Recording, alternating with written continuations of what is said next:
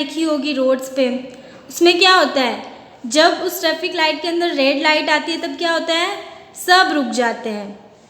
Yellow पीली light आई तो क्या हुआ, चलने के लिए तैयार होते हैं, और जैसे ही हरी लाइट आई तो सब क्या चलने लगते हैं। तो जो ट्रैफिक लाइट है वो एक तरह से भाषा के सांकेतिक का उदाहरण है, सांकेतिक भाषा का उदाहरण है ट्रैफिक लाइट। और जैसे आप लोग घर से निकलते हो तो अपने मम्मी पापा को बाय करते हो, हाथ हिलाकर बाय करने का इशारा करते हो, वो भी एक तरह से सांकेतिक भाषा का उदाहरण है।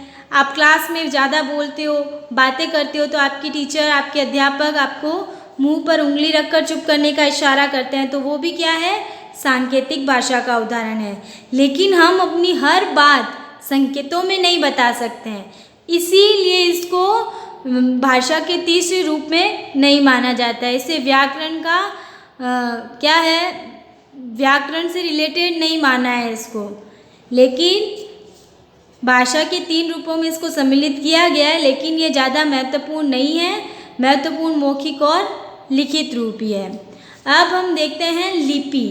लिपि क्या होती है, मौखिक ध्वनियों को लिखित रूप में प्रकट करने के लिए निश्चित किए गए चिन्हों की व्यवस्था को लिपि कहते हैं। हम जो कुछ भी बोल रहे हैं तो उसको हमें लिखना कैसे है, तो उसके लिए जो चिन्ह निर्धारित किए गए हैं उस व्यवस्था को क्या कहते हैं, लिपि कहते हैं।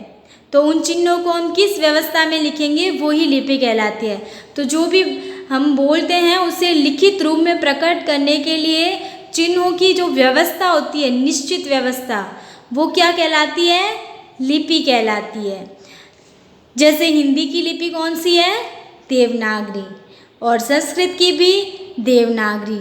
लेकिन अगर आप अंग्रेजी इंग्लिश की बात करो तो उसकी लिपि कौन सी हो गई, रोमन। पंजाबी की गुरुमुखी। तो लिपियाँ जो है वो अलग अलग भाषाओं की अलग अलग लिपियाँ होती है। फिर हम देखते हैं व्याकरण। व्याकरण किसे कहते हैं, वह शास्त्र जिसके नियमों के द्वारा हम शुद्ध भाषा बोलना, लिखना तथा पढ़ना